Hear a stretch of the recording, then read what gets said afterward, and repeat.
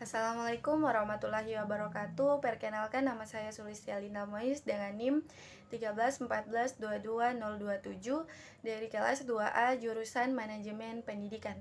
Di sini saya akan mempresentasikan materi dengan judul materi mendeskripsikan pengelolaan karir SDM, mata kuliah Manajemen Sumber Daya Manusia.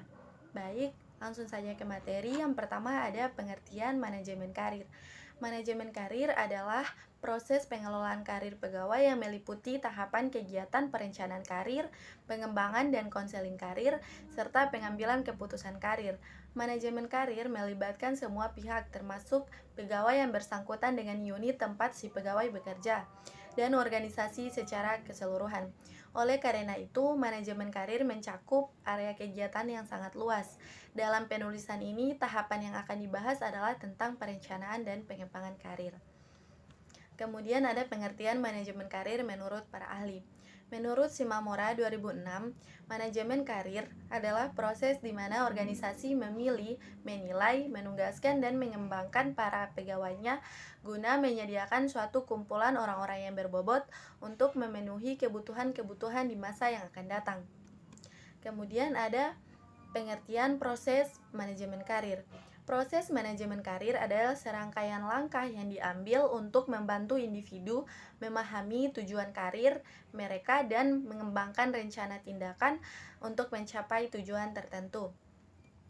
Di sini ada proses-proses manajemen karir. Yang pertama adalah self-assessment, yang kedua pemilihan karir, yang ketiga pengembangan rencana karir, yang keempat pelaksanaan rencana, dan yang terakhir evaluasi penyelesaian. Berikut ada pengertian promosi, demosi, mutasi, dan PHK. Promosi adalah tindakan menaikkan posisi seorang karyawan dalam hierarki organisasi. Promosi dapat dilakukan ketika seorang karyawan memiliki keterampilan, pengetahuan, dan pengalaman yang cukup untuk menempati posisi yang lebih tinggi. Kemudian ada demosi. Demosi adalah kebalikan dari promosi, yaitu menurunkan posisi seorang karyawan dari hierarki organisasi. Demosi dapat dilakukan ketika seorang pegawai tidak memenuhi standar kinerja yang diharapkan atau ketika perusahaan mengalami kesulitan finansial. Ketiga, mutasi.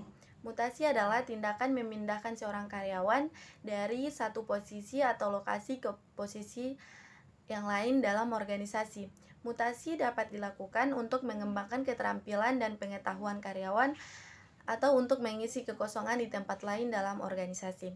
Terakhir ada pemutusan hubungan kerja atau PHK. PHK adalah tindakan mengakhiri hubungan kerja antara seorang karyawan dengan perusahaan. Terakhir ada pengaruh demosi terhadap kinerja pegawai. Turun jabatan biasanya diberikan kepada pegawai yang memiliki kinerja yang kurang baik atau buruk, serta bisa juga diberikan kepada pegawai yang bermasalah sebagai sanksi hukuman. Demosi memang jarang sekali dilakukan, tetapi pada organisasi tertentu yang menemui beberapa kasus sulit dan mengharuskan pegawai tersebut untuk demosi karena penurunan kinerjanya, tentu saja harus melakukannya.